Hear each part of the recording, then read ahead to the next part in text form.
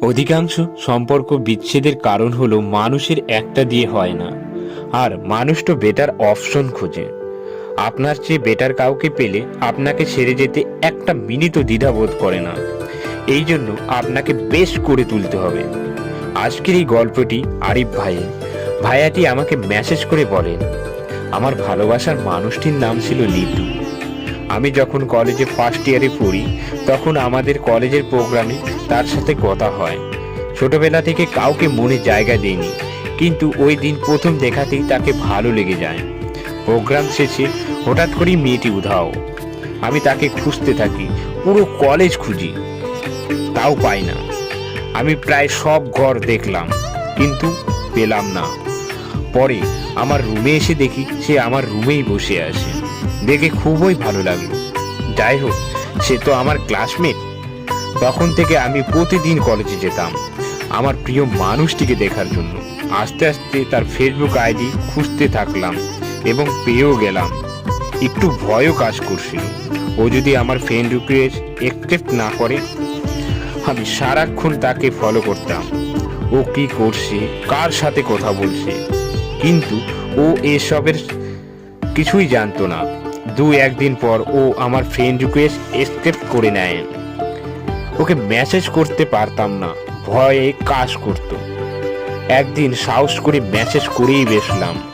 কিছুক্ষণ পরে সে রিপ্লাই দিল। এভাবে কথা বলতে শুরু করি। ভালোই চলছিল আমাদের দিনকাল।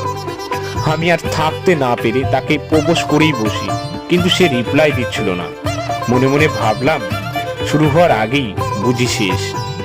কিছু দিন পর কলেজে গেলাম, দেখি সে আমার দিকে তাকিয়ে থাকতো।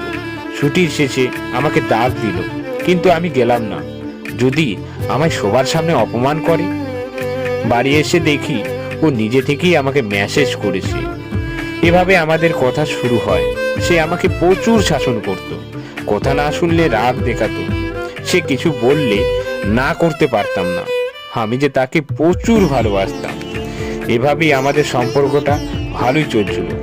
কিছুদিন পর আমি অবহেলার শিকার হই। মেসেজ করতাম, সিন করত, রিপ্লাই দিত না, ফোন ধরতো না। আমি ভাবলাম ভালোবাসি কথাটা না বললেই ভালো ছিল। সে আমার সারাদিন কোনো খোঁজ খবর নিত না, গভীর রাতে নিত। তাই আমি গভীর রাত পর্যন্ত তার মেসেজের অপেক্ষায় ফোন নিয়ে বসে থাকতাম। কি করব বলেন, ভালোবেসে ফেঁসে গেছি। আমি সবার কাছে খারাপ হয়ে গেলাম তার জন্য। অনেক আগলে রাখতে চেয়েছিলাম, কিন্তু আমাকে ছেড়ে চলে গেল। অনেক আফসোস, অনেক কান্না, কিন্তু আর কত বলেন। আমি যে আর অবহেলা নিতে পারছিলাম না। রাখতে না জানলে সেটা হারিয়ে যায়, সেটা ঠিকই, কিন্তু নিজের সবটুকু দেওয়ার পরেও সে যদি না থাকে, তখন শুধু মনের ভিতরে আফসোসই থেকে যায়, কেন একটা বেঈমানকে ভালোবাসলাম। কিছু কিছু মানুষ অতিথি পাখির মতো এসে জীবনকে রাঙিয়ে দিয়ে যায়। ওরা তো শুধু শান্তির জন্যই আসে।